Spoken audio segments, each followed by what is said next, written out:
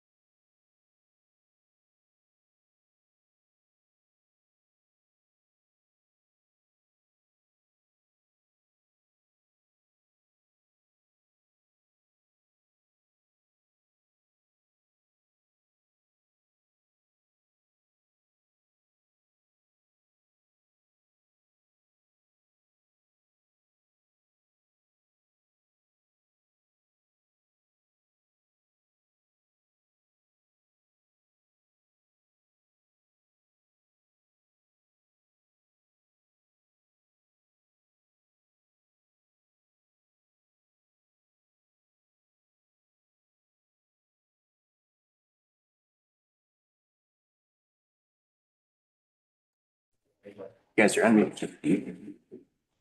Amanda, you there now? Yep, I'm here. Thank you. All All right, we're gonna get started. right. So,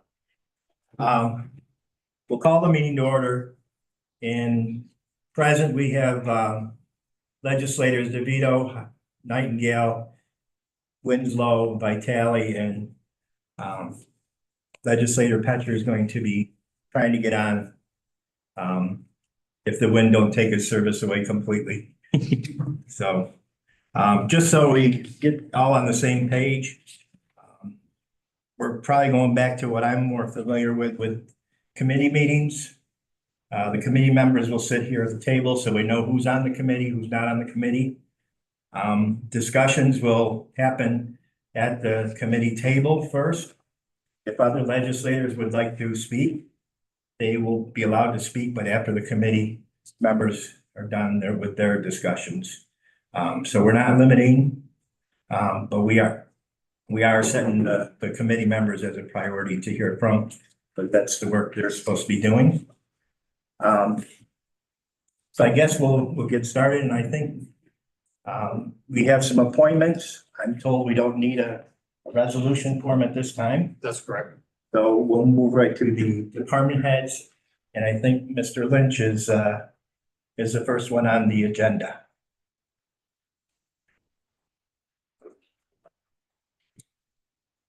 Amanda, could you bring up the PowerPoint, please?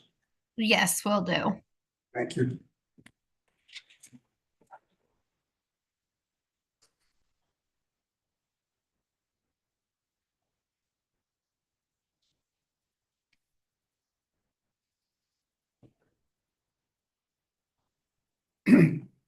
Okay, well, good evening, everybody, and thank you, Mr. Chairman, for giving me a few minutes.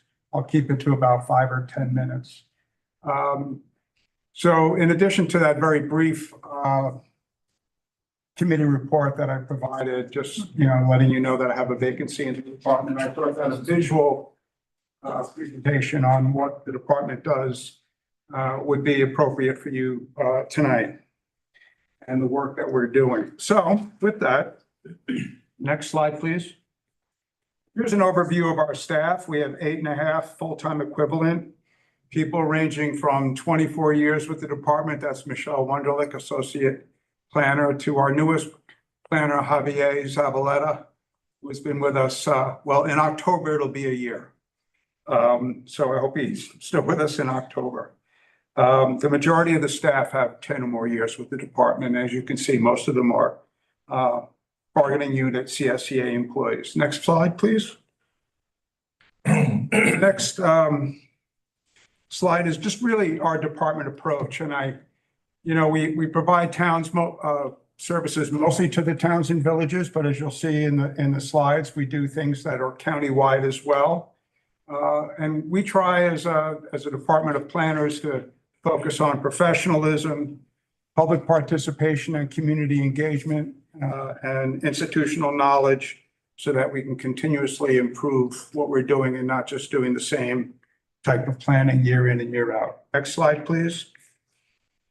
The next slides show each one with a map on the left side of the slide and sort of a list. And this is where our work is across the country. This map shows parks and recreation, which are in the green dots, land use planning and community development, sort of the yellowish color, and community development projects, which are in the red color. And as you can see, there's names for all of these. I thought this would be good for you to have on your record, so you could see this is what this department is engaged in right now. And as you can see, we do work literally all over the county, everywhere. Next slide.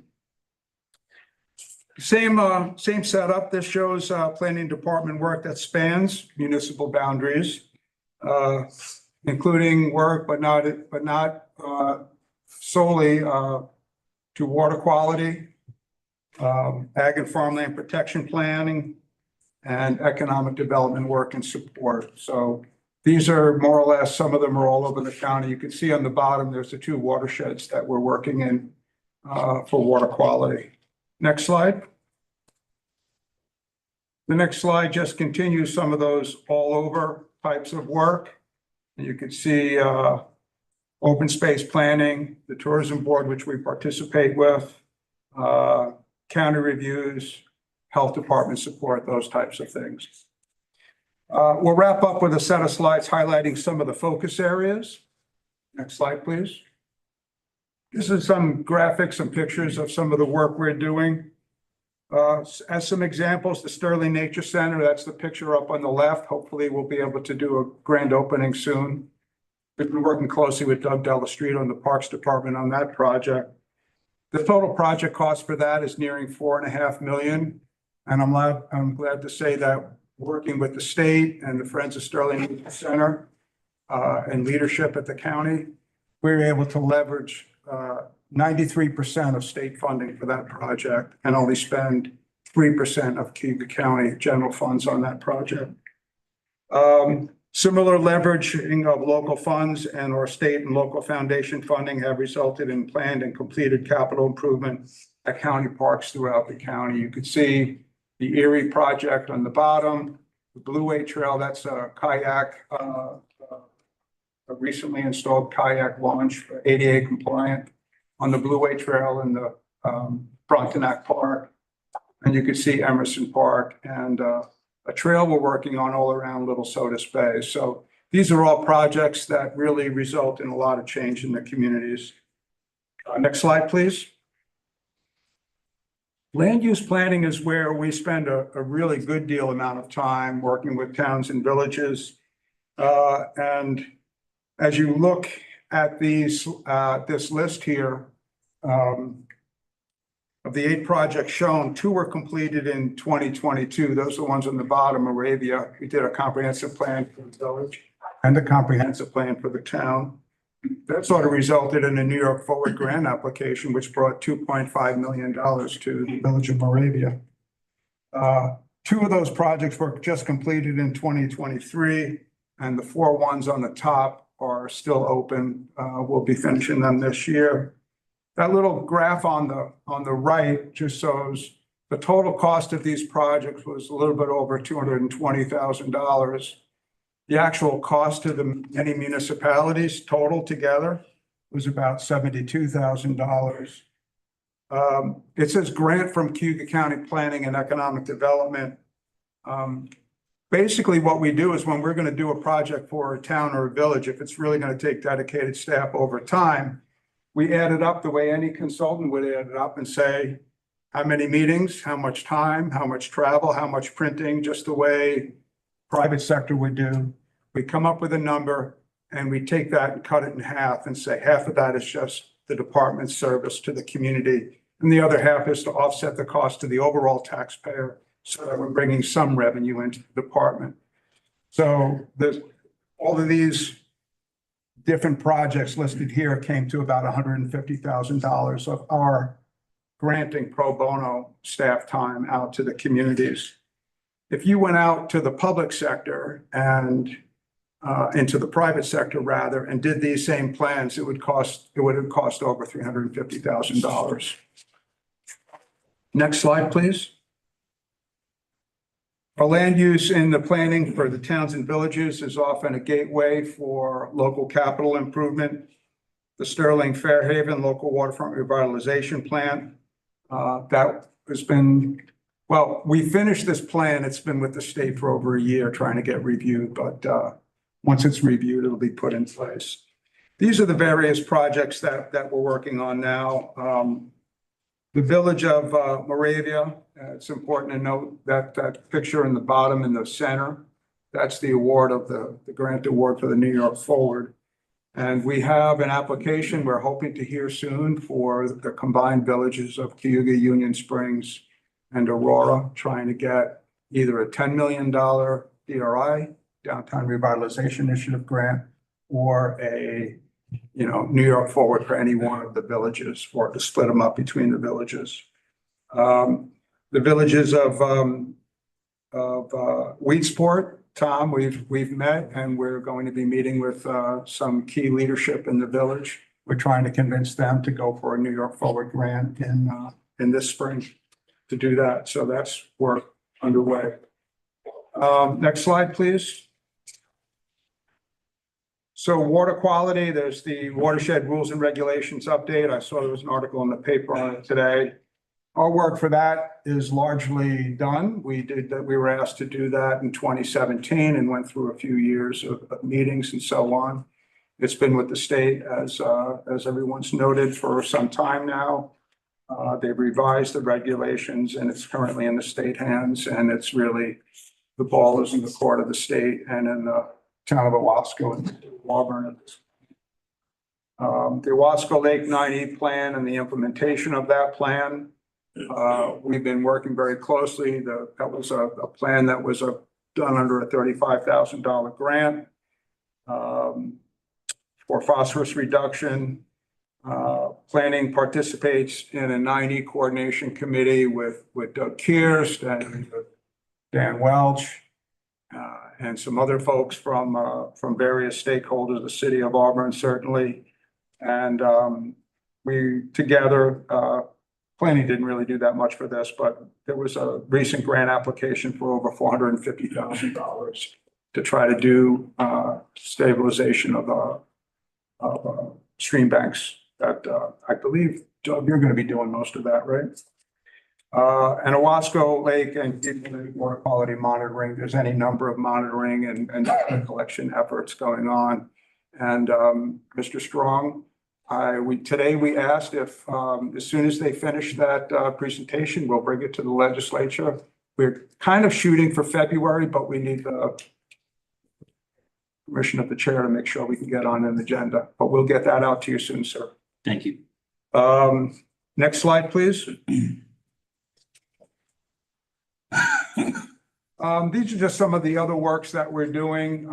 We run local solid waste management services, some out of our department. The county has taken a relatively limited approach to solid waste management over the years and has more or less elected to continue along that pathway. Some communities go quite a bit further. Tompkins County runs a landfill and has a whole department. Some people are in the middle.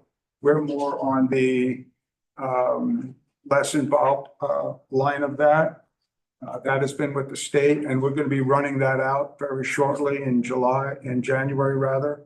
We'll probably release that plan for a public comment period and move that forward. We also, as you know, do household hazardous waste and electronics collection events. And there's a tire event that is really mostly the Soil and Water Conservation District. The local solid waste management plan, the hazardous waste collection event. We did 36,000 pounds of hazardous waste were collected in October. And the electronics event, there was one, it was two last year, and over 103,000 pounds of electronic equipment was collected. So those are somewhat involved events that we do. And we try to put resources out there on our website, on Facebook, just so that residents can know what's available to them. Next slide, please. The county's agricultural district, as you can see, it's the county map on the left. The green are parcels that are in the county's ag district. As you can see, like 95% of the county lands are in an ag district. We consolidated the ag district from 5 into 1 about 8 or 9 years ago, just to make administration of it easier. And that's been a really great thing to do. I don't know why other counties don't do it. But that gives you some statistics. We also have for many years participated in New York State's Farmland Protection Plan. This is where farms can permanently dedicate their farmland into a permanent easement for agriculture. And 18 farms have participated over the years with a protection of over 9,200 acres and over almost $18 million awarded from the state. Every year, the department, when those grants are in the offing, we will let the farm community know, working with Cornell Cooperative Extension and Soil and Water and our partners, that it's out there. People that have already done farm applications, they don't have to redo them every year. We just ask them, and any updates, let us know. We give all of these to the land trust that looks at them. They look at Cayuga County and a couple of other counties that they do grant applications to the state for. They decide what will fit into the grant that year. And we typically do get 1 or 2 from Cayuga County in the competitive grant. Next slide, please. Economic development support. This is something I'm sure we're going to be talking a lot more about, in the new year. We do administer and staff the Cayuga County Development Corporation. It's referred to as CCDC. We do have a loan program. It's capitalized at about $1.2 million. You have 6 active loans right now, including a loan out to the IDA to help with that sewer project with the cash flow. We can also do civic facilities bonding for those. Civic facilities projects are nursing homes, dormitories, hospitals. We refinanced the hospital's debt in 2013 and saved the hospital quite a bit of money by doing that. We're also, myself, is right now an ex officio representative on the Central New York Economic Development Council. That happened in late last year. We'll see what happens with that. And of course, we do coordination and support with economic development. We work closely with CETA. We work closely with the Cayuga County IDA. We're very open to working with the city. I have a great relationship with Jenny Haynes and the people at the city. So that's the work that we're doing with economic development support. Next slide, please. Other projects in area of support, we've been engaged with the New York Connect All broadband effort. You know that we work with Central New York Regional Planning Board on all the mapping and analysis. We're trying to take that to the next step. The county office building renovation project, working group, I participated in that. That's something I'm sure that all the new legislators are going to hear quite a bit about in the very near future. I have been on the Central New York Regional Planning Board as a representative since 2006. That's a 35-member board that looks at 5 counties. I remember with the acronym COMCO, Cayuga, Onondaga, Madison, Cortland, Oswego. And I'm on the tourism board as a representative. Well, the planning director from the county is ex officio member of the tourism board. So I've been on that board since 2006. Michelle Wunderlich is our representative on the New York State Open Space Plan Working Group, which is the open space plan for the state right now. We have representation on the Cayuga Lake Watershed Intermunicipal Organization. Health Department is also a technical advisor to that group. And we do staff support with Michelle Wunderlich to planning for the Health Department. She spends about 25% of her time, 20 to 25% of her time working for the Health Department. Next slide. And that's about it. Thank you for taking my time. Again, we try to focus on helping the community and helping the county as a whole. Any of the projects, as you look at this, that you want more information on, my door is always open. You've got my contact information. Call me anytime. If you have your own things that you think need to be worked on and you would like to see happening in your neck of the woods or with your constituents, please, come talk to us. We're always here to help, and we're always taking on new projects. So thank you very much. Thank you. Thank you. And welcome legislator Patrick. Any questions from committee for Steve? Any questions? Yeah, no. Any questions at all? Great. Well, thank you very much. And you don't have any resolutions, correct, Steve? So we'll move on to appointment and training.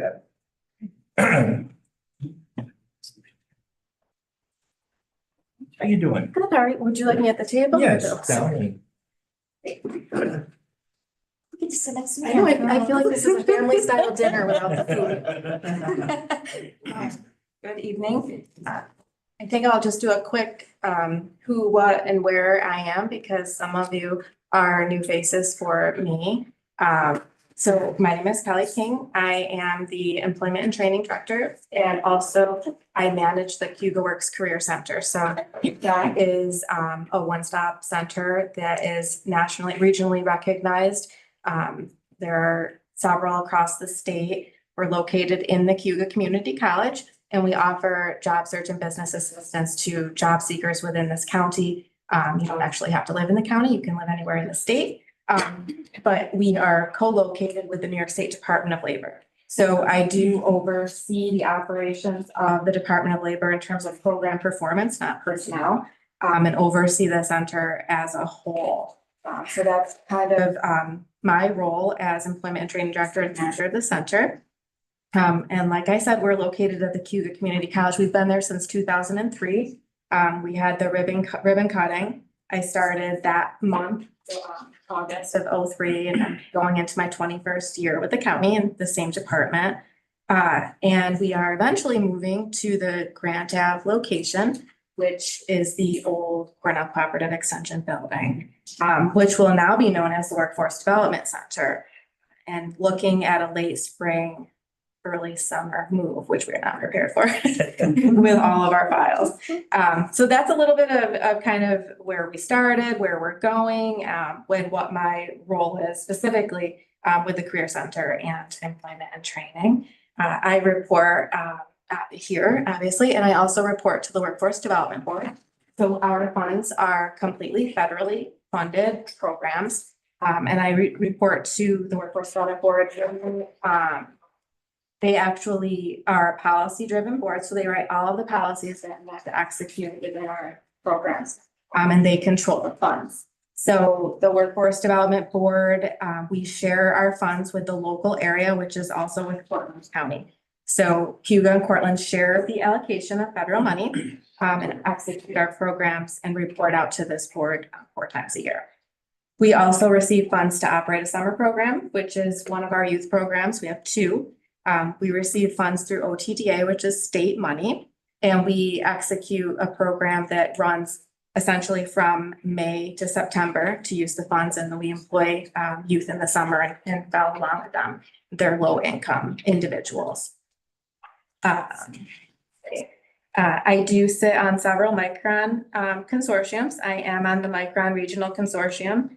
I'm on the Employment and Outreach Task Force. I chair the local Micron Employment Work Group. I'm a board member of the Youth Bureau, new board member, and I'm the trade ed coordinator for Cayuga and Cortland County, which is essentially when any business is affected by foreign trade or, if a company is affected by, business going overseas. I do go into those businesses and work with the company and work with the folks that are affected in terms of training dollars and getting them back into a different, career after being affected by that. And it's the cream of the crop in terms of a program that we execute because they receive up to $20,000 to go back to school if they were affected by foreign trade. So I am the coordinator for that, for both Cayuga and Cortland County as well. So that's just a brief overview. I won't get into the weeds of all of our programs. I certainly can do that at your request. But that's just kind of a little bit of an overview of who I am, what I am, and where I live, basically. In terms of my report, you have it probably in front of you, and I will highlight a couple of things.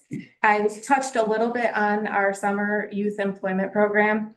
For the first time, we've been audited by OTDA for that program. Like I said, I've worked in employment and training for 20 years. I've never been familiar with an audit happening in our summer program. Jim Alberisi is the sole operator of that program, and also his first time, in the review. So I am happy to say that no findings. It was kind of an intense review because they did a program and a fiscal component to it. They reviewed Cortland as well and some of the other areas. We employed 58 kids in a very short period of time. And when we do that, we're responsible to do all of the onboarding. So everything from start to finish, as if we were hiring them as our employee. And it's quick, fast paced, and a lot of money is exchanged because we do their payroll. Again, no findings. I'm very happy with the results because I know in the other areas I sat in on the reviews. And I was so excited because some of the areas, I'm not excited that they didn't do well, but I was very happy that we did. I guess I should say that. So we did great. That just happened last week. So very happy about that. And I think one last highlight, I've been working very closely with the Office of General Services.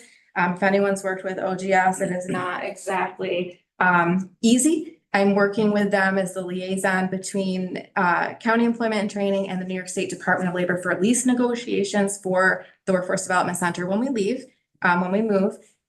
We do hold the lease for the center. We lease the space from the college, and I sublet to the New York State Department of Labor. So it's a little bit of a complex arrangement. I essentially am their landlord for the space and am working out the negotiation through OGS right now. They have some asks because of the design and the way it's set up in terms of their operations and their safety concerns. So I do have a meeting scheduled tomorrow with the college to address some of those asks and try to move forward because our lease is up in June and we need to make sure that we're meeting everything for the Department of Labor to go with us. The end goal is they go with us because we have to stay together to keep our funding. So we'll do whatever it takes to make sure that that happens. So if they need a little extra, we'll make sure that that works. And the college is being very accommodating, working with me. So I'm happy about that.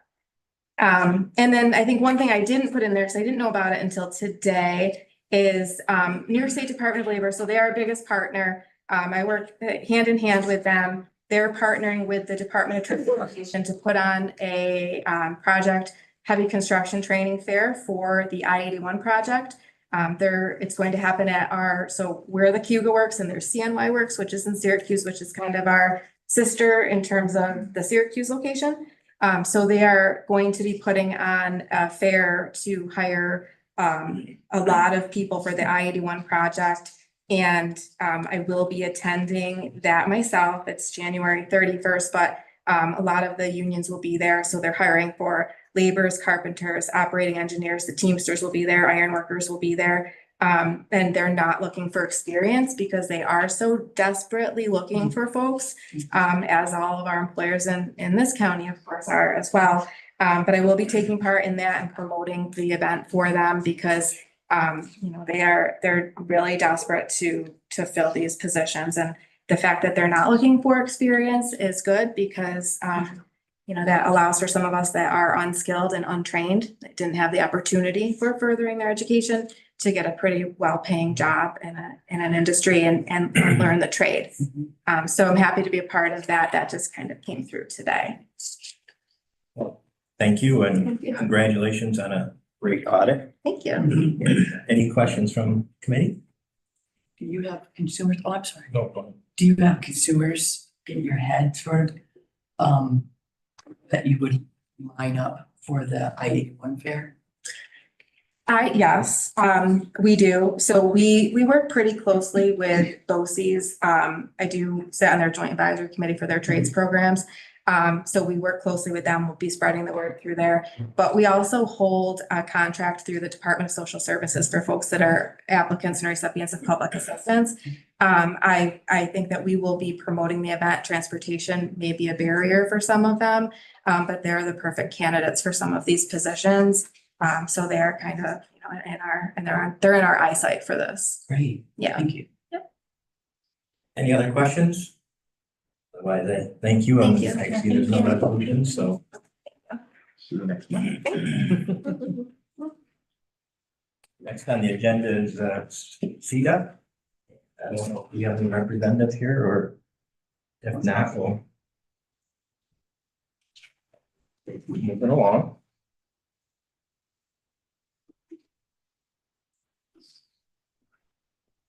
And Mr. Pierce. Welcome. All right. Good evening, everybody. Yeah. Students, some of you guys. All right. So for those of you guys that don't know me, I'm Doug Kirst, Director of the County Soil and Water Conservation District. We're a natural resources agency of the county. We came into existence in 1944 through the establishment of the Board of Supervisors at the time, and predecessors to the legislature. We focus on, well, we work with private entities or public entities as well. So that's why when I submit reports, you'll see it in the format of agricultural work that we do or non-agricultural related work we do. And then we also dabble in education, outreach, and various other components, and we put trainings in. So that's why I try and break my reports out in that kind of format. We focus on a lot of planning and implementation of best management practices to protect water quality throughout the county. We're a countywide agency, so we go from Sterling all the way down to Genoa. We're probably going to be very busy tomorrow with the snow melt and the rain that we're getting and everything. So usually when storms like this hit, we're blowing stuff up. But we work well with a lot of different departments. You heard us how close we work with Steve in the planning department. We work with highway departments, the parks department, trying to help out where we can. Thank you. Any questions specific for anybody? Well, thank you. That was quick and to the point. Yeah, thank Appreciate No, it. definitely. Well, as you guys know, if you have any questions, you know how to get in touch with me. So feel free to reach out. Always available. Yeah, definitely. Thank you. Dan Welsh.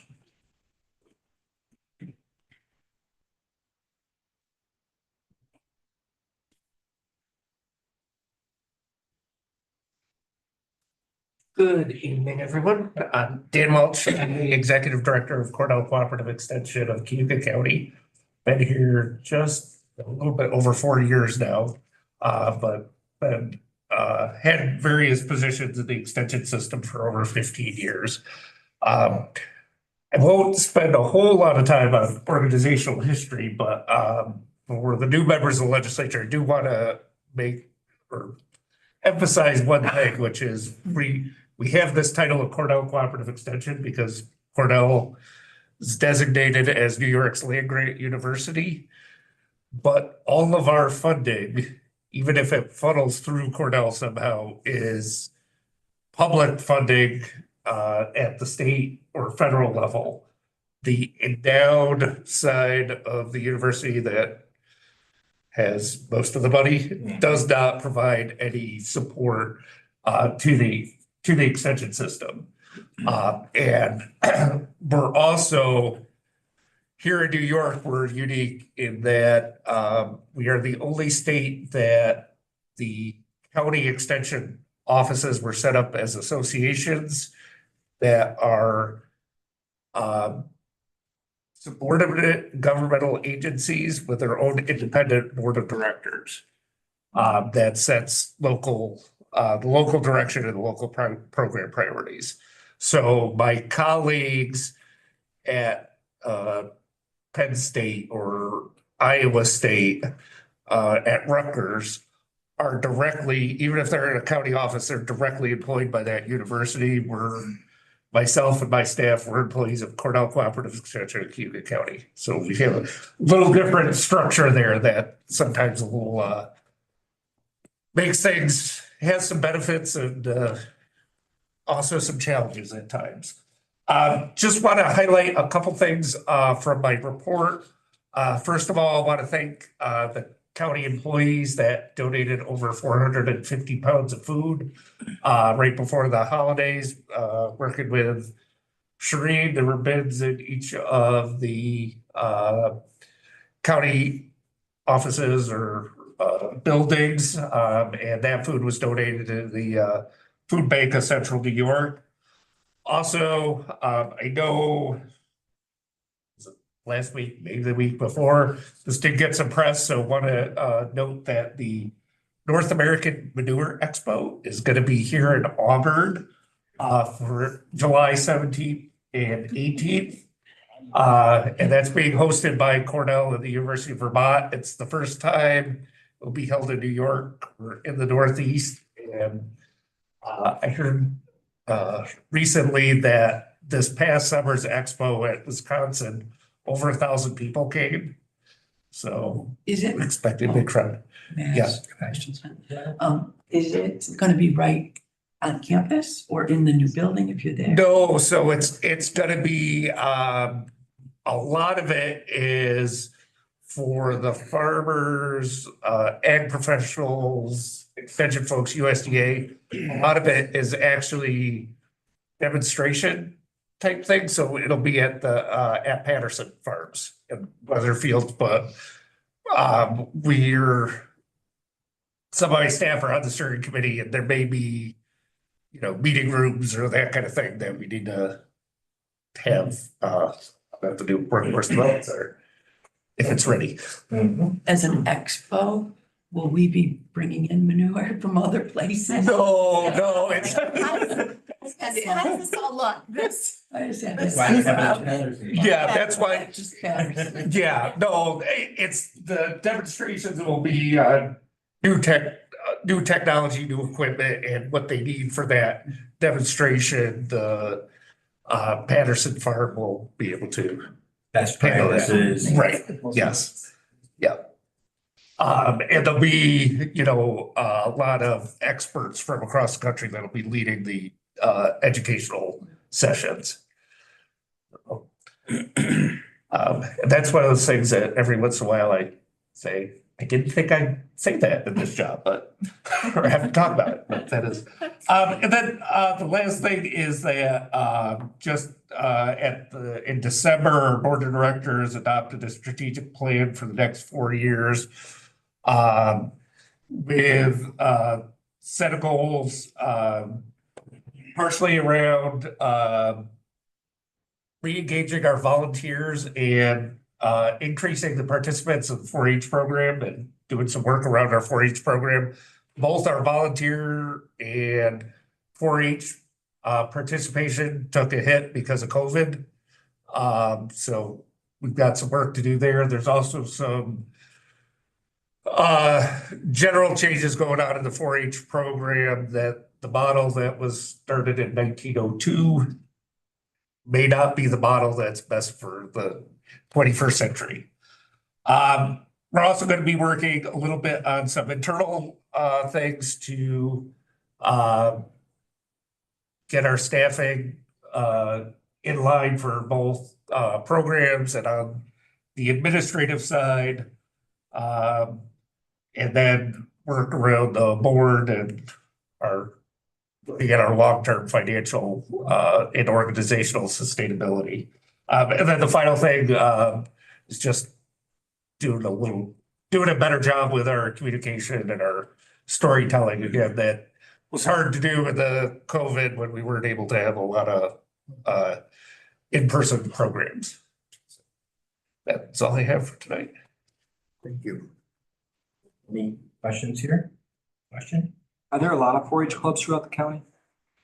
So Club wise, that's one of the areas that were really kind of suffered during COVID. So we're actually down to only 6 organized clubs.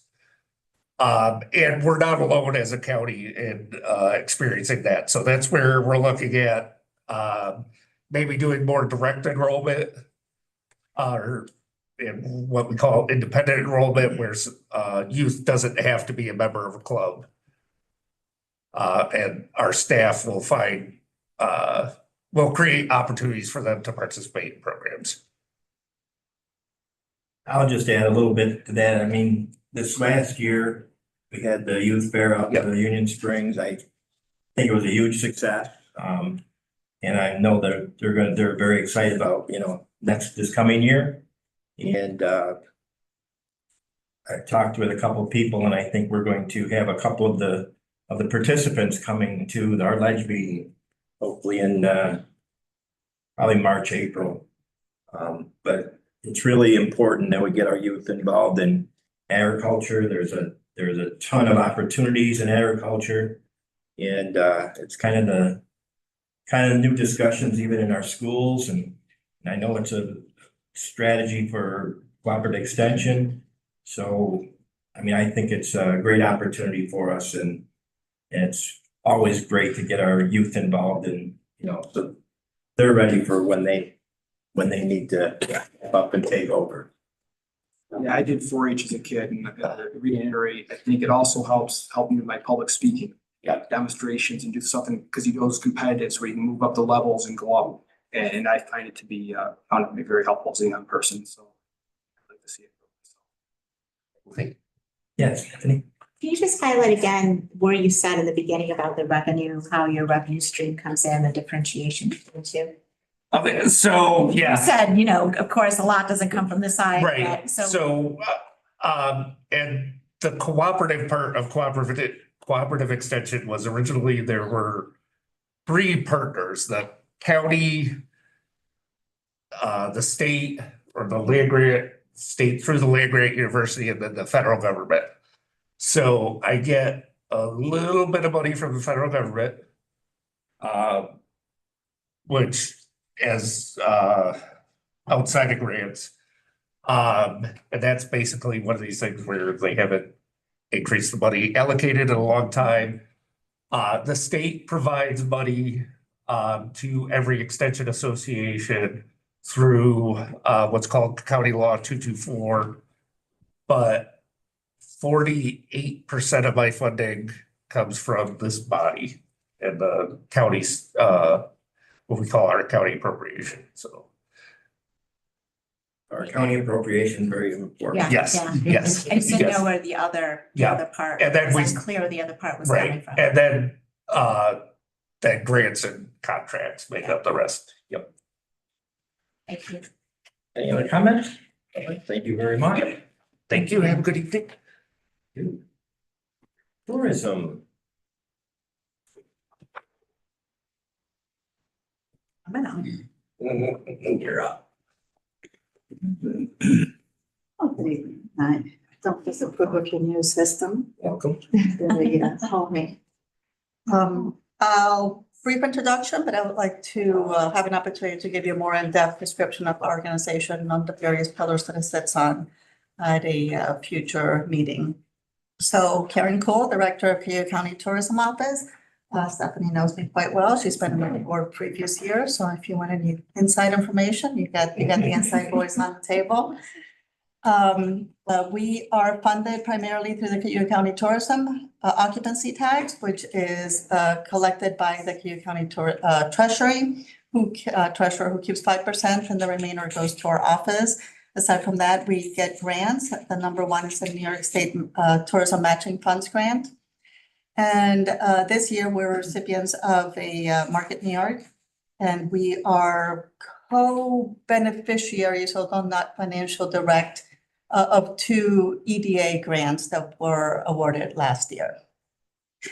With the money we've been tasked to, we are a research-based organization to promote the region in order to bring visitors to spend their money as an economic generator to the area. Tourism is a great economic development agent because it's very clean. It is very supportive, and good tourism works very well with the residents of the county. And that's what our office focuses on, is quality visitor instead of quantity visitors. So we are very strategic in our outreach and who our target audiences are and how we reach out to them. My report, the top of the report has the occupancy numbers on it, which kind of, we compare 22 to 23. And it shows you how we're doing compared to the previous year. It's an occupancy percentage, which tells you about the percentage of the rooms that are filled. The ADR is the average daily rate. So that's about the cost that the average hotel room goes in the region. And then it's the revenue per available room. So that's a combination between occupancy and average daily rate. So you have the numbers in comparison to 22. They've been climbing very steadily and healthily since before COVID. We recuperated from COVID very quickly. So of course, 2020 took a huge dip. 21, we were right back to 19, and then we've been climbing ever since. So we've been very lucky, partly the fact that we are a wonderful outdoor destination, very clean, very open, lots of fresh air. So that was a great benefit for us. Following the report, I do mention 2 EDA sub-tourism grants that we received and what the project is and more or less where it's going. They're both still in their beginning stages. The one with the Finger Lakes Regional Tourism Council focuses on outdoor travel and tourism as a responsible tourism generator. So once again, not quantity of visitor, but quality. And one of the things that we're looking at, that I have a meeting with Fred Bond from the State Parks Program, is to diversify the visitation from those highly visited parks like Fairhaven Beach State Park and Watkins Glen into some of the lesser known parks around the region. We will be defining a responsible traveler badge or agenda to talk to the visitor, how to engage with the region in order for it to be a healthy relationship between visitor and resident. The second grant is with the Underground Railroad Consortium of New York State, and we are working on developing the Harriet Tubman Underground Railroad Byway, which is an extension to the one that currently exists in Maryland. Maryland has been extremely successful in it being an economic development generator for Maryland.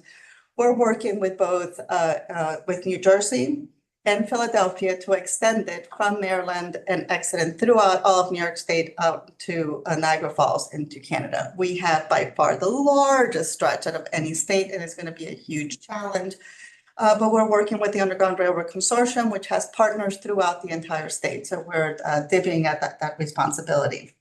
I'm taking the lead in the central New York Finger Lakes area, and that's my role in that. The next one's the Market New York grant. With that, we are also working on outdoor product, but we're working on what we call the Go Beyond campaign, which is kind of push yourself a little bit beyond your comfort zone so that, you've been on the lake, you've been kayaking, you've been swimming, but go under the lake and go scuba diving. You've been out on the roads taking wonderful scenic roads. How about going above and go on a hot air balloon, go skydiving? These are all wonderful assets and purveyors that we have in our county. So we're looking to elevate that kind of hardish, soft adventure tourism. So that's what that campaign is. And we'll be developing that with the Market New York grant over the next couple of years. I'll skip back to the eclipse. The eclipse is happening October 8th. We have presented to the legislature previously on that, and I could definitely make available for you again for the newer legislators.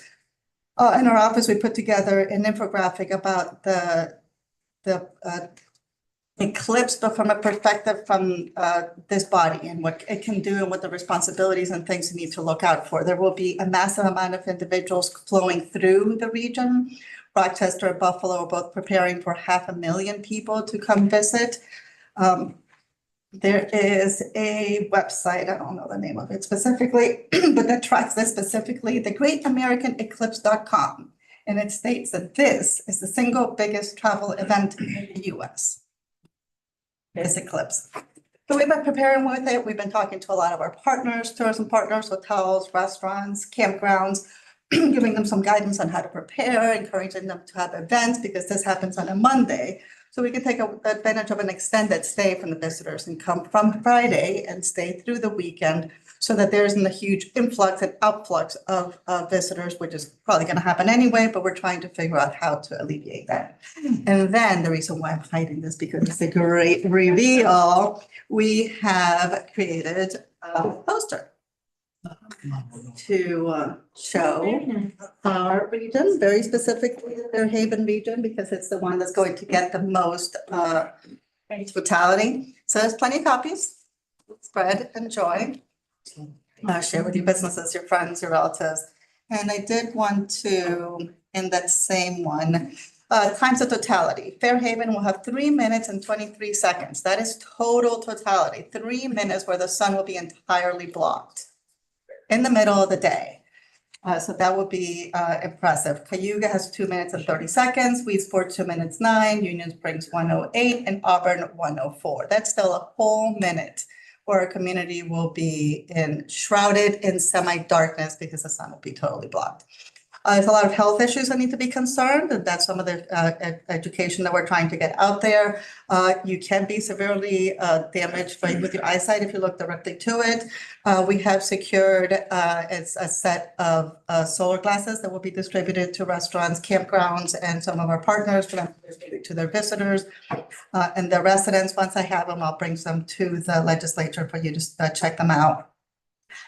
We are encouraging schools to close early if possible, or to take the day off if possible, so they can be at home with a responsible individual who will take care of them. And highway and emergency services need to be prepared for anything that might occur.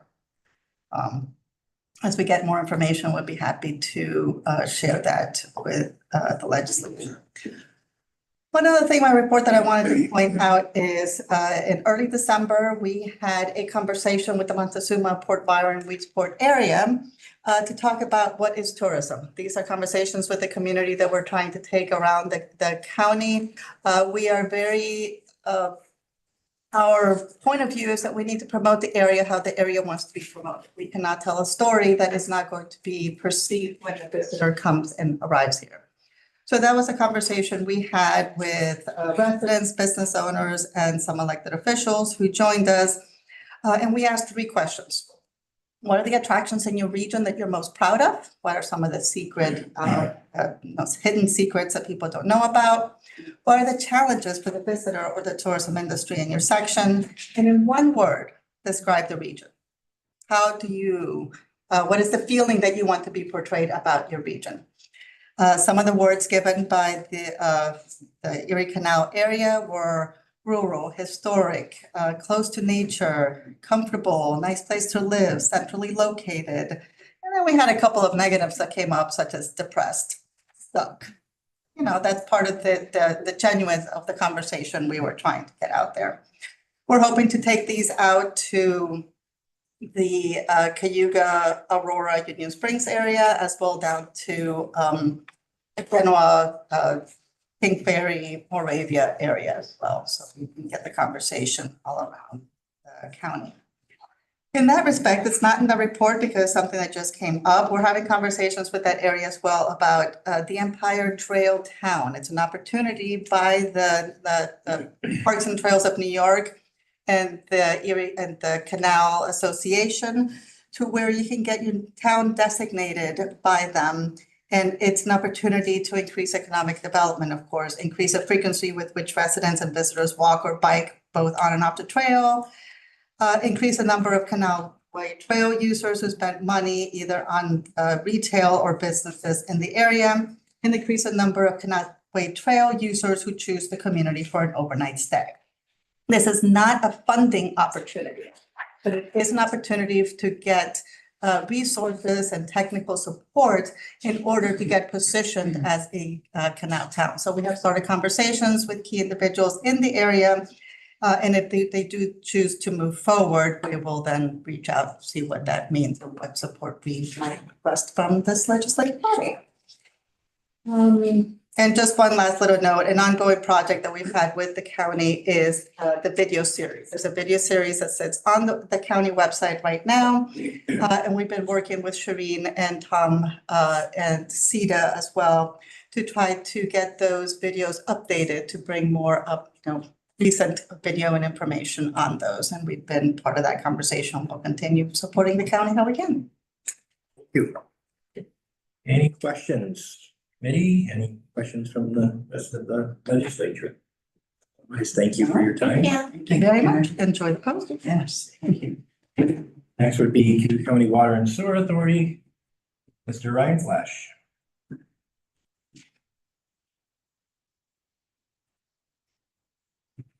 Hello, everyone. I'm Carl Reinbush with the Cayuga County Water and Sewer Authority. Just a quick background on the Water and Sewer Authority. We have about 15 miles of main line right now. Presently, we supply water from York Street going north or down to Port Byron, around Port Byron. We supply water from Port Byron into the town of Montezuma. From Port Byron, we continue into Eastport, and we just about reached the Onondaga County line. We're probably 100 feet from the Onondaga County line, the water main. And that's the main part of our water business. Also, we have the sewer work in the town of Fairhaven, and we do we maintain all the sewers in the town of Fairhaven and parts of the town of, in the village of Fairhaven, excuse me, and parts of the town of Sterling. So we're busy. We also do the operation and maintenance for the town of Mentz, the towns of Fleming, and also the town of Sterling at this time. We also have been assisting the village of Cato and the village of Fairhaven with some emergency repair work as they need us, they'll call us. We have a mutual understanding of MOU with them to help them during emergencies. Presently, the Water Authority has just purchased a piece of property on North Division Street. It was a building that was partially completed. We bought in that property for our shop. The Highway Department has been gracious, very gracious to us for the last 6 years to allow us to use one of their old maintenance buildings as our shop. But we've kind of outgrown that, and there's been other purposes needed for that. And then we just had this great opportunity to buy this piece of property and forward getting our own repair shop and place for our equipment. Don't you do work for his town of Springport also? You didn't mention that. We still do some supervision for the town of Springport. And that's another one that's more of an as needed. They call us when they need help. Guys have a problem that needs more. And right now, the Cayuga County Water and Sewer area has two big projects that we're undertaking. And one is the Cayuga Lake Protection Plan, which envisions going from the village of Aurora south to the Tompkins County line along the lake.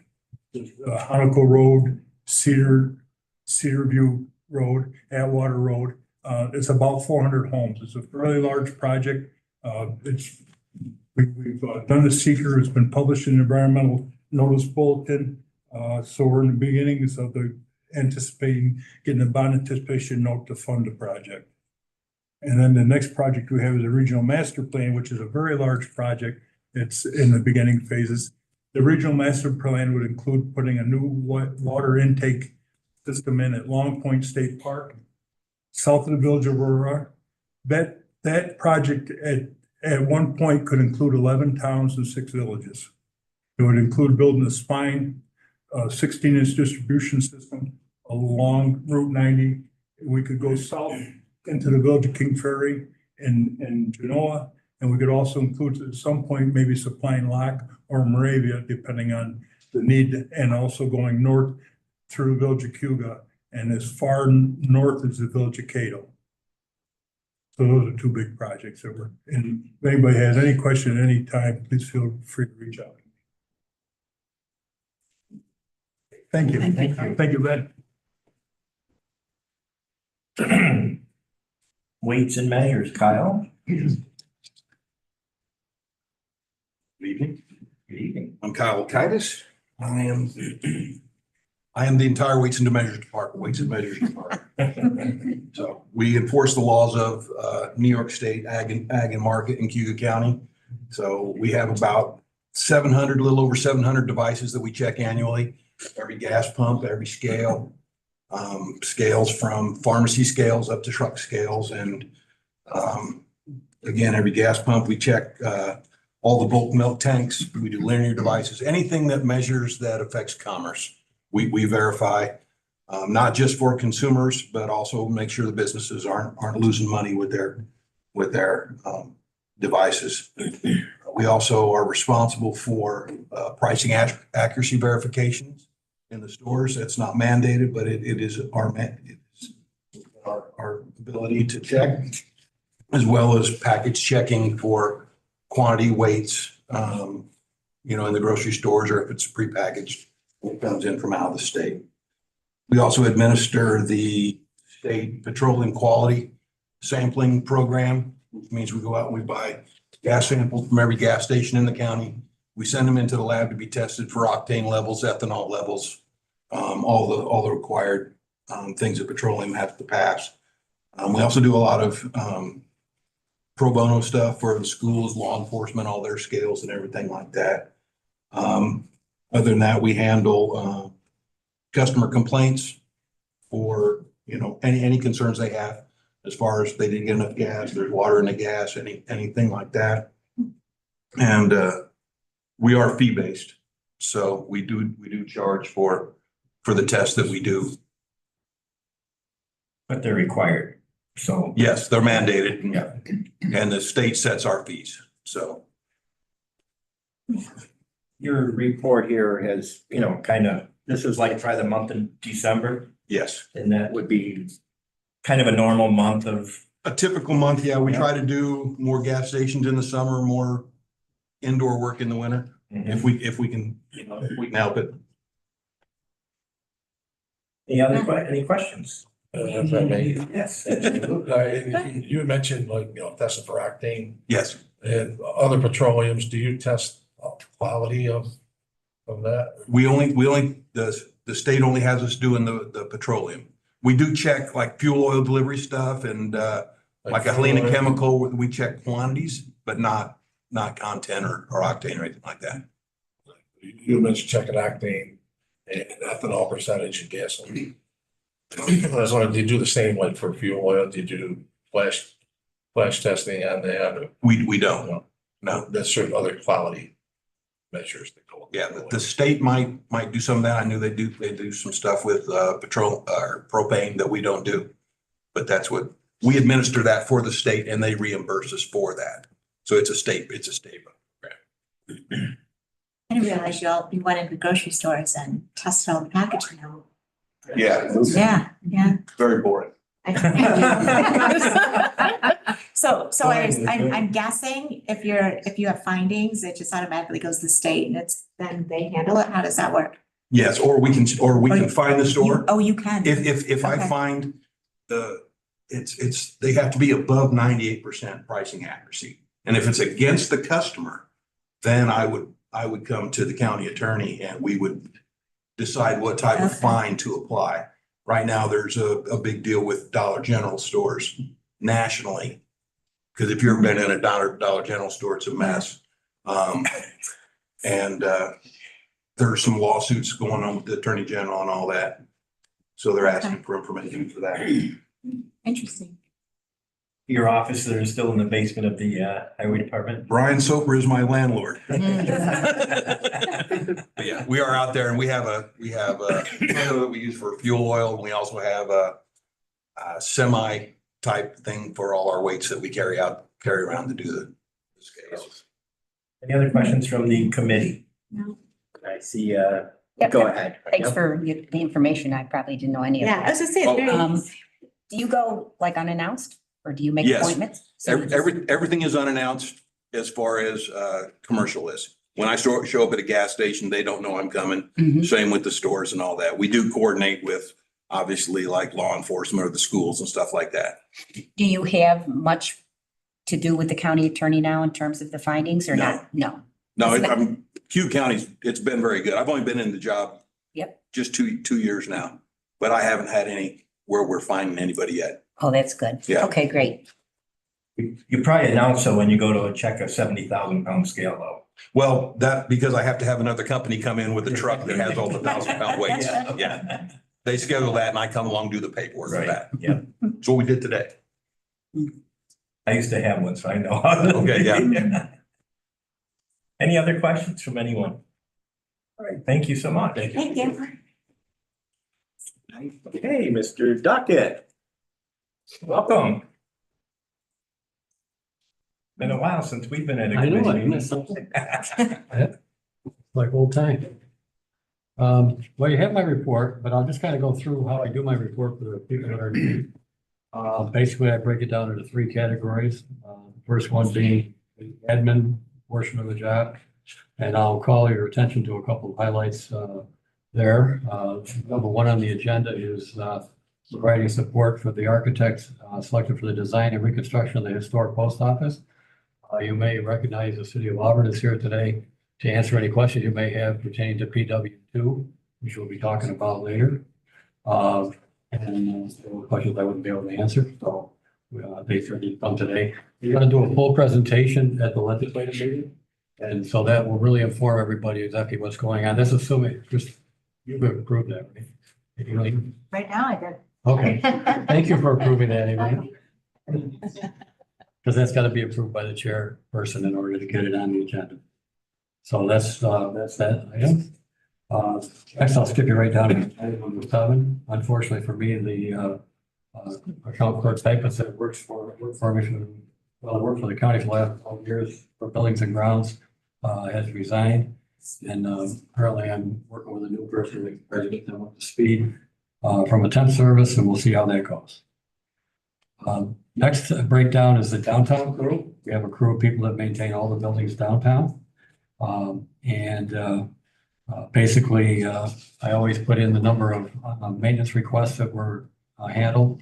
This page was 149 in December by the crew. In addition to that, they do some maintenance and so on that people don't even know that they do.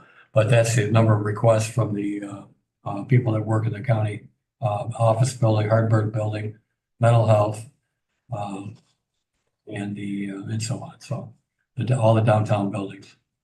The other breakdown is the County House Road Complex that includes the firing range, tower sites, and obviously the public safety building. Ironically, and that's not a misprint, this is the first time it's ever happened. They had exactly 149 requests also this time. It was first time it's ever happened. We've been struggling out there with manpower, getting people to work there and stay there. The sheriff actually did some advertising on their website. It got us some good candidates. We have hired one person so far. We have one more vacancy. So that hopefully we'll get up to full capacity out there.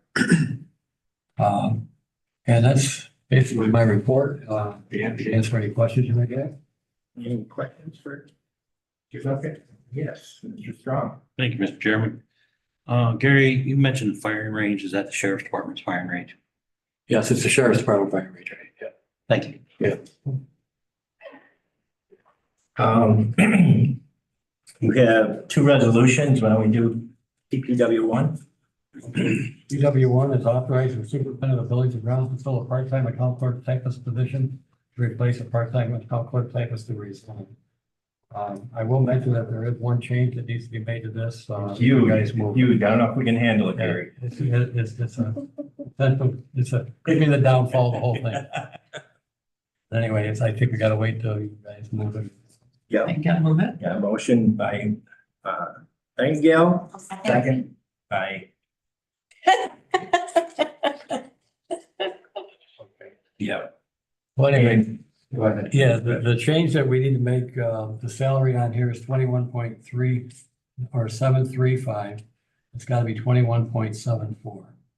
I was being a little too specific apparently when I wrote that up. So I think you guys have to make that change. I can't make it. If you So if somebody wants to make an amendment to PPW1. I move to amend PPW1 in the third whereas to change the hourly rate of 0.74.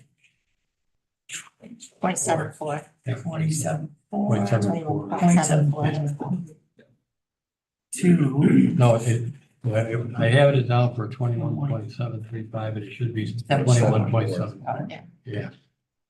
We have a motion by Nightingale, second by Second. Vito. Any discussion on the amendment? All in favor? Aye. Okay, motion carried. Now we'll have a motion for PPW1 as amended. Now any discussions? All in favor? Aye. Aye. Anyone opposed? Carried. Thank you very much. PW2, approving a shared services project by the city of Auburn to design, bid, expand, reconfigure, renovate the city court area of the historic post office. On that the project, body was, authorizing the county attorney's office to engage in negotiations with the city of Auburn for an intermunicipal agreement, lease, and license for the city of Auburn to implement the project and establishing Cayuga County Capital H Project 24-01 historic post office renovations to manage the project. I have a motion I'll make a motion. by Vito, second by. Nightingale, second. Yeah. Discussion. I don't know if there's any real issues here right now, Gary, right? I mean, it's just basically proving the agreement between us and the city of Auburn, right? Yeah. Just to give you just a little bit of history, this has been, the court system has been unhappy with the space for a long time, ever since I've been on the job, and I guess before that. They're finally doing something about it, is what it comes down to. And as many of you know, the WIC space was vacated on that first floor. So that's been vacant for a couple of years now. And they're going to occupy that space. Maybe we'll get more rent for the building, which is actually in the long-term benefit of the county. It's been an ongoing process. It's nothing new. It just started tonight that we walked in. Yeah, right. Yeah, this has been going on for a long time. Years. Yeah. Any comment? Yes. So this does come, with a price tag that we pay out of pocket that we will recoup in rent or lease payment over this period of years. So while it is a hit, it's an important movement. We've always been supportive of this being done so far, in years past, so. And that hits about 433,000 from, looks like. Yeah, because originally, if you had a chance to read the resolution, we were going to have to replace the HVAC on the first floor anyway. So we had, the legislature had designated ARPA funding for that. We were in the process of designing HVAC for the space as it existed when the city approached us to do this. So we stopped where we were at. That's why if you notice, I had already spent $10,000 trying to get that space properly treated for HVAC. So basically, that's why it's 390,000. It's still coming from ARPA, and the remaining 433 that's projected would come from the general fund for the third development. But it is budgeted already. Honestly, the HVAC portion has been budgeted right along. I don't know that the 433,000 is actually in any budget right now. I can address the John. The answer is that 433 has not been budgeted because we didn't have a clear picture. This resolution establishes the funding of that $433,000 and putting that into the capital H. Funding would come out of the general fund. Any members? Otherwise, we have some. Mark Strong. I'll let Bleach go first. I can't see her, so you're. I guess just for clarity, when this initially started, county was going to do all the renovations and we were going to build the cost of that into the lease with the city. Now the city's using their ARPA money to do the renovations. And this additional 400 and some odd thousand is what is deemed as county's responsibility for owning the building. We're not getting that back in the lease agreement, are we? Well, These are the investments we would make, I thought. there are landlord costs and there are tenant costs. Right. The money here is the landlord share, if you will. The city is going to be running the project. Right. We're going to license the facility to the city. They will take the lead in the facility. They're going to do seeker. The county, they're going to take care of bidding out the county's portion of the work, if you will, and we will pay the city back. And again, this is landlord work that is required to be done as part of this project. So once this comes out of the fund balance, it is out of the fund balance and is not going to be required. This is our responsibility as a landlord of that building. That's correct. Right, so this will increase the fund We will balance. increase our revenue from the building, but. Yep. I guess, strong, go ahead. thanks, Mr. Chair. I guess my question kind of goes along with Elaine's. Because I was here when we had the discussion before. So we're gonna own that building, correct? We own it currently. So we are allowing a separate entity to come in and do maintenance on our building. Renovations. And who is responsible for the insurances? Something happens, are we on the ticket or the hook, or is the city?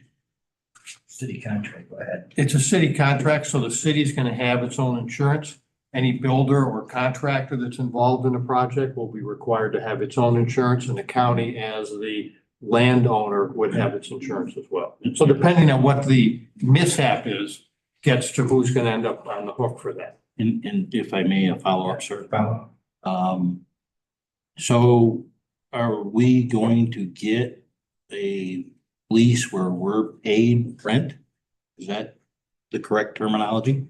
The purpose of this resolution is to set up the capitalization of funding, to identify what the, let's call it the county's responsibility is, and to permit the county attorney's office and the city to enter into two sets of agreements. One is a license agreement. That's the agreement that permits the city to take over the space, bid the project, do the seeker, do the work. And the next piece is a lease, as a lease agreement. And I'm working through the terms of that with Mr. Brennan as we speak. He has sent me a draft corrections or additions to the license agreement, and I owe him the lease agreement. So we are working through that process. Thank you, sir. Yeah. Once it's renovated, Go ahead. they'll do the renovations. Once it's renovated, they'll pay us rent. Yeah. As renters. They're paying us rent now. Right. Yes, we have to negotiate the terms of that. There'll be more square footage of rent though. Yes. John? Thank you, Mr. Chair. Who's gonna be responsible for cost overruns? I mean, we're giving out the $460-some-thousand once if the project is over budget. So think about this as two projects. The city would be responsible for its portion. The county is responsible for the projects that are listed in this resolution. So if it's the HVAC system that goes over budget, then that comes out of the county share. If it's the, I don't know, I'm looking at Tim and Christina, if it's putting up the partitions and that doesn't meet budget, that's the city's responsibility. Because that's their project, if you will. Our project would be the items listed in this resolution. So we have operational control over our projects. They have operational control over their project? No, we're gonna let them have Operational control over the entire project. They're gonna have operational control over the whole project, yes. Thank you. You're welcome. If there are other specific questions, don't hesitate to reach out to me. Thank you. Any other questions from any of the legislators? Otherwise, we have a motion and a second. All in favor? Aye. Anyone opposed? Carried. Thank you. Thank you. You're excused, Mr. Duckett. Thank you. Welcome, Mr. Soper. You don't have dogs now. Okay. You don't have dogs now. Doug's online, but I don't know if you want to go online, you want me to? I know go? he was next, but I don't know if he was I'm maybe not sorry. here or. That's okay. I thought Gary kind of covered it, but I guess not. Okay, we'll get to Doug after. I'm sorry, I apologize. That's, I mean, obviously, highway superintendent, I take care of the highways. Sorry, I'm not as exciting as some other guys, but, the one thing I'd like to highlight in my report is the first section there where I talk about, if you guys are receiving complaints that you see our trucks out plowing when there's no snow, it's because we're training. We have a lot of new guys and we're trying to cut down on mailbox complaints. So we've been running a lot during the day without snow training. That's really the only thing I have to highlight. Everything else is pretty straightforward in my report. Like you have,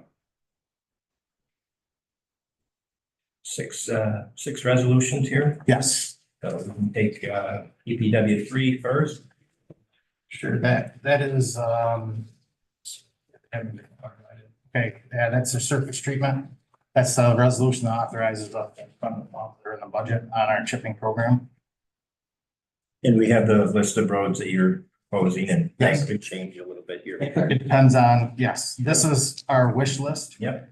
Depending on what the index hits when we start chipping, depending on when the weather changes. We'll have a motion to get on for. Motion by Nightingale, second by Winslow. Any discussion? Otherwise, all in favor? Aye. Anyone opposed? Carried. PPW 4. This is our, every year, January, we have to extend the bids that vendors would like to extend, which is favorable on our side because nothing's gone down in price. These are a list of those bids that we can extend. The 24 season. Motion, Make a motion? second. Winslow. Any discussion? No discussion, all in favor? Anyone opposed? Carried. PW 5. KW 5 is to fill an automotive mechanic vacancy that I have due to retirement. Motion, Yeah. Nightingale. Second. Second, DeVito. Discussion? All in favor? Anyone opposed? Carried. KW 6 is another vacancy due to resignations, the garage manager for motor pool. That I need to renew because I cannot fill it until we get it. My resolution was over the 6 months, so I have to do another one. Motion with that. Nightingale, second. Winslow. Any discussion? So I'll have a question here. So right now, motor pool has nobody there? No, motor pool is a mechanic, but not the garage manager. Okay. Right now, we're splitting it up like we were doing before. I do some of it, payroll clerk does some of it, and accountant does some of it. And I just want to clarify, this is not a create, even though the language is there. Yes, In the motion or in the resolution. In the resolution, It's a that's fill. right. Yes, it's a fill, it's not a create. It's just Yeah. a fill, though. You just strike the create. Could we have that changed when comes to full life in the waste? Yes. Friendly amendment, Yeah. if I may use an old term. Thank you. Old term. Old term. Any other discussion? All in favor? Aye. Aye. Anyone opposed? Barry, thank you for catching that. Paving list. PW 7 is the same resolution, it's our yearly resolution to expend the funds that are budgeted. That is included with our paving list, and this is another one that's a moving target depending on index. Motion, Make a motion? Vito, second. Yep, sure. Any discussion? Why, no discussion, all in favor? Aye. Anyone opposed? Carry. PW 8 is the highway, the equipment purchases for the year that's budgeted, 2024 budget. Motion. So moved. Second. Winslow, second, Vito. Any discussion? All in favor? Aye. Anyone opposed? Carry. Thank you. I think that's it for now. Thank Thanks. you. We'll, Thank you. get back to Delastrito. I was looking at my resolutions and this seemed to be at the end, so. Mr. Delastrito, you're on. That's all right. Thank you. Thank you, everybody. Nice to see you. I've been a little under the weather, trying not to share this with everyone, so I thought I would join you remotely. There've been a lot of presentations tonight, so I won't go heavily into our current department setup, other than to say that between the Emerson Park, the Sterling Nature Center, the Owasco Flats, and the over 40 miles of trails that we run, currently, we've got a full-time staff of 5 that we keep very busy and have done a great job over the past couple of years throughout the pandemic and since then. So, we have a number of big facilities that everyone is aware of between the Merry-Go-Round Theater, the Emerson Park Pavilion, all of the programming we run at Emerson Park, and then this beautiful new nature center that we're building at Sterling that we're really excited to open very soon. So, with that, I just wanted to say thank you to all those agencies that are there. It was interesting, except Kyle. Sorry, Kyle, we don't have a lot of weights and measures needs from you, but really everyone else that's presented, we do a tremendous amount of work with, and couldn't do what we do without them. So I got a great bunch of partners in the room. So I always try to give them a shout out whenever possible. The best way to see our facilities would be just reach out to me, please. If you're new to the county, if you haven't been to some of the facilities, just let me know. The best opportunity to see it would be to come and look at some of the facilities, some of the projects that we've done recently. We did a presentation back in December to the Emerson Foundation where we totaled up all the projects, just for example, at Emerson Park, and the county has committed or spent since the master plan was approved in 2015, over $3.5 million just at Emerson Park, mostly through infrastructure projects alone. The project at Sterling Nature Center is about $4.2 million.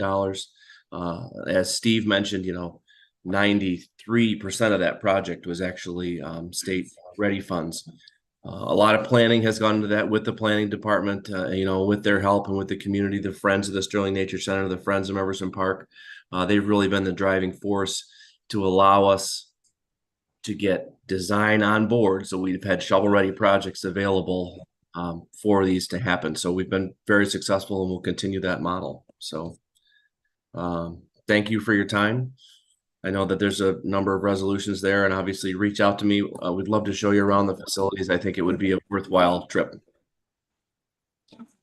Thank you. Any quick general questions for Mr. Delastrino before you go to his resolutions? Otherwise, we'll entertain PPW 9, which is the increase of Park and Trail part-time agriculture museum aid wages. Do I have a motion? I'll make a motion. Motion DeVito, second. Thank you. Nightingale. Any discussion? All in favor? Aye. Anyone opposed? Carried. DPW 10, authorize a change in Emerson Park fee rates. Motion, Make a motion. DeVito, second. Winslow. Any discussion? Not on this one, that's fine. All in favor? Anyone opposed? Carried.